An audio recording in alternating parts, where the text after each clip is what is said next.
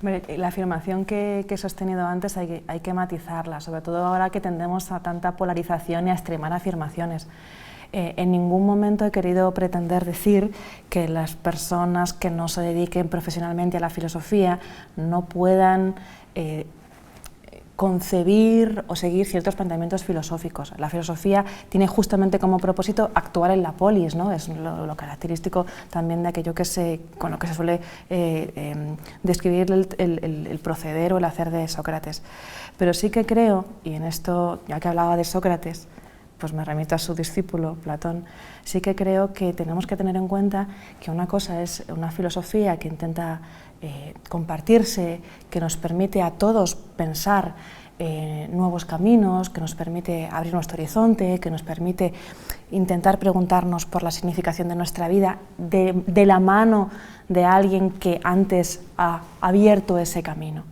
Creo que hay una filosofía que es una técnica que justamente trata de abrir camino, porque no se trata de pensar en el sentido de la vida, decía antes, no se trata de pensar en la vida o de una vida examinada, se trata de una reflexión, y la reflexión va sobre todo dirigida a plantearte y a cuestionarte tus propios prejuicios. ¿Y cómo haces eso? ¿Cómo analizas tus propios prejuicios si es aquello con lo que tú piensas? Es muy difícil, ¿no? Porque es tu estructura de pensamiento, es tu cristal de la realidad. ¿Cómo eres consciente de que tienes los cristales de un color o de otro? Entonces creo que para llegar a ese desmontaje de prejuicios es necesaria una técnica. Decía antes en la charla, ¿no? Cualquier persona puede escribir un cuento, pero eso no lo hace escritor. Aunque todo el mundo lea cuentos, aunque todo el mundo le guste la novela, no significa eso. Tú puedes escribir e imitar lo que han hecho otros, ¿no? Pero no es abrir camino. Entonces creo que la filosofía, decía antes, es una técnica y es un arte que no tiene que ver con la inspiración de una musa. De ahí la referencia que hacía Platón, ¿no? Porque decía Platón que los poetas como Ión, en el famoso Ión, el Ilago Ión, lo que están, o en el Banquete o en la República, se dejan poseer por una inspiración. Pero en filosofía no nos dejamos poseer por una inspiración. Tenemos intuiciones. Y sí, intuiciones las tiene todo el mundo, por supuesto. La cuestión es qué hacemos con esas intuiciones. Entonces, en respuesta a tu pregunta, por ir acercando un poco la respuesta, porque me enrollo mucho, como se puede ver, en filosofía, igual que si es una técnica, tienes que tomar herramientas. Y la primera herramienta consiste en intentar salir de tu forma de pensar. Y te preguntaba antes, ¿cómo salimos de nuestra forma de pensar? Pues intentando hacer el esfuerzo de pensar como otra persona.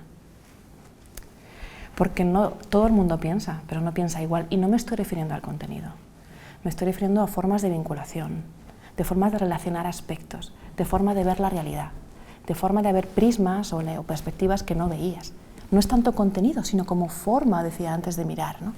Entonces, cuando estás ejercitándote en esa técnica, al mismo tiempo que vas estudiando diferentes corrientes filosóficas, diferentes soluciones, te vas armando de la capacidad de decir, oye, voy a pensar como Aristóteles, voy a pensar como Fichte, voy a pensar como Kant. Y esto es interesante, porque no se trata de saber lo que dijo Kant, o no se trata de conocerte de memoria las corrientes feministas, no se trata de eso. Esto sería erudición, y como decía Heráclito, la mucha erudición no da sensatez, ¿no? La filosofía tiene que ver con la sensatez, ¿no? Sabio es buscar un oficio. El sabio, ¿quién es? No es el que tiene muchos datos, es el que es capaz de ser sensato analizando situaciones. Y lo primero que tiene que hacer para analizar una situación es mirarse a sí mismo. Entonces, el ejercicio de intentar pensar como otra persona, intentar tener otros planteamientos, ver otras soluciones, ver otras formas de abordar ciertos problemas, te dan cierto músculo filosófico, te dan apertura de mente. Y sobre todo, el segundo elemento importante que favorece es que tú puedes no estar de acuerdo con Kant, puedes no estar de acuerdo con Fichte, puedes no estar de acuerdo con Heidegger, que lo está, pero haces el esfuerzo de pensar como ellos. Y eso me parece que es importante, ¿no?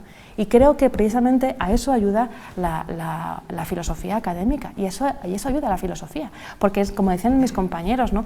¿Qué es eso de un pensamiento crítico? Un pensamiento crítico no es un pensamiento criticón, ¿no? El pensamiento crítico no tiene que ver con eso, ¿no? Tiene que ver entonces con desmontar tu propia vida, con desestructurarla, porque la filosofía va de eso, ¿no? Por eso Deleuze, en Nietzsche y la filosofía, dice eso famoso, ¿no? Que a mí siempre me ha enfadado mucho de decir, la filosofía lo que hace es entristecer, no sé si habéis oído, ¿no? La filosofía lo que hace es entristecer porque lo que hace es socavar certezas, no dar nada por seguro, pero caramba, la filosofía a mí no me entristece, creo que la filosofía tiene que ver con el asombro, tiene que ver con sorprenderte, con ver que se abre el horizonte. Entonces decía antes, hay una filosofía que todo el mundo puede hacer, que es intentar pensar sobre su vida y cogiendo herramientas que han trabajado, que han pulido filósofos, que se dedican a eso, conceptualmente. Por eso hay unos textos filosóficos que son más divulgativos, que todo el mundo puede leer, pero yo también defiendo la necesidad de hacer unos textos que sean académicos, no son excluyentes, pero los que se puedan entender las personas que trabajan sobre ciertos conceptos, porque no es lo mismo, y esto espero que estés de acuerdo conmigo, no es lo mismo decir odio que aversión, repugnancia, no es lo mismo decir libertad que libertad que libertad. ¿A qué nos referimos cuando hablamos de libertad? Pues ahí entran discusiones que recuperan diferentes formas de pensar entre personas que se dedican a eso. Y una vez que está eso pulido, que hemos podido discutirlo entre nosotros en profundidad, entonces pasa a lo público. Y son dos elementos que tienen que estar colaborando continuamente. Pues yo creo que lo decía antes, creo que hay un odio bueno. Igual que también creo que hay un amor malo, ¿eh? Porque es que automáticamente dices amor, ¿quién se apunta? Yo. Odio, ¿quién se apunta? Nadie. Entonces, de nuevo, polarizaciones, ¿no? Vamos a ser sinceros con el ser humano y vamos a ser sinceros con los seres vivos. Los seres vivos nos alejamos de aquellos elementos que consideramos que causan un tipo de perjuicio, que nos dañan, que son un peligro. Hay personas que nos caen bien y hay personas que nos caen mal. ¿Por qué? Pues yo qué sé, es físico a veces, ¿no? Esa persona me cae mal, ¿por qué? No lo sé, ¿no? Es una reacción. Entonces no podemos eliminar la idea de que tenemos antipatía y pensar que esto es todos almas buenas, todos vamos a querernos, todos vamos... ¿Qué significa querer? Entonces, como decía también en la charla, ¿no? Hay que aprender a querer. Esto no es mío, ¿eh? Esto es de Erich Fromm en El arte de amar. Pero también hay que aprender a amar. Perdón, hay que aprender a odiar, porque hay un odio que es bueno, en respuesta a tu pregunta. Odio la injusticia, odio el dolor, odio el sufrimiento, odio la guerra. ¿Qué significa odio? Significa que quiero que desaparezca la guerra y quiero que desaparezca la injusticia y quiero que desaparezca el malestar.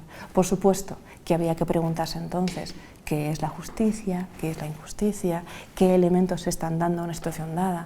Pero si te das cuenta, el odio, que puede ser calmado, que puede ser sereno, si tiene las razones adecuadas, puede ser bueno, ¿no? Puede ser bueno porque nos pone ante una coyuntura que hay que modificar, que hay que cambiar. Pero también, recuperando lo que dice Aristóteles, tanto en la retórica como en la ética Nicómaco, de que la verdadera virtud consiste en aprender tanto a amar como a odiar correctamente, me parece que es importante volver a intentar filosóficamente, con esa armazón que te decía antes, con esas herramientas, ¿qué entendemos por odio? ¿Cuántos odios hay? ¿De dónde viene la palabra odio? Yo sé que a veces soy muy friki de las etimologías, pero es que es tan interesante. ¿Por qué el odio en latín no tiene presente? ¿Por qué? Porque es verdad que el odio, como decía también Manuel Cruz, el odio se educa, el odio se cultiva. El odio no es una reacción, la ira es una reacción, pero el odio yo lo aprendo. Entonces tendré que aprender a saber si las razones de mi odio son fundamentadas o no. Tendré que cuestionar mis propios prejuicios y no será mejor transformar el odio como aquello que queremos hacer desaparecer, que no aceptamos bajo ningún concepto, en griego, misos. ¿No será mejor intentar convertirlo en neikos? A mí neikos me gusta mucho, porque aparte de que aparece, como decía antes, en Empédocles, ¿no? Y en tantos otros, si neikos tiene que ver con discordia, esto no podemos negar que el ser humano tiene puntos de discordia. Entonces no se trata de eliminar el odio, se trata de convertir un odio racional en un odio con razones que esté basado justamente en la discusión, en el debate y en la construcción en torno a algo, pero una construcción que no dañe, si no es necesario hacerlo, ¿no? Por ejemplo, pues eso, todos estamos de acuerdo en que el mal es malo o la injusticia es mala, pero tenemos también que darnos cuenta que podemos odiar la injusticia, pero no debemos odiar al hombre injusto. Esa es una diferencia. Entonces, es aprender a odiar, porque puedes querer eliminar un valor, pero eso, incluso el tema de la homofobia o de la xenofobia, que odies irracionalmente un pueblo, odies irracionalmente una comunidad, y entonces lo que haces es matar a la persona. No se trata de eso, eso es un odio malo, que hay que eliminarlo, ¿no? Y entonces sería discutir y sería intentar construir una sociedad en la que seamos conscientes de nuestros elementos de sombra y nuestros elementos más positivos. Y también darnos cuenta que dentro de los positivos también tenemos que aprender a amar. Serían las dos dimensiones, ¿no?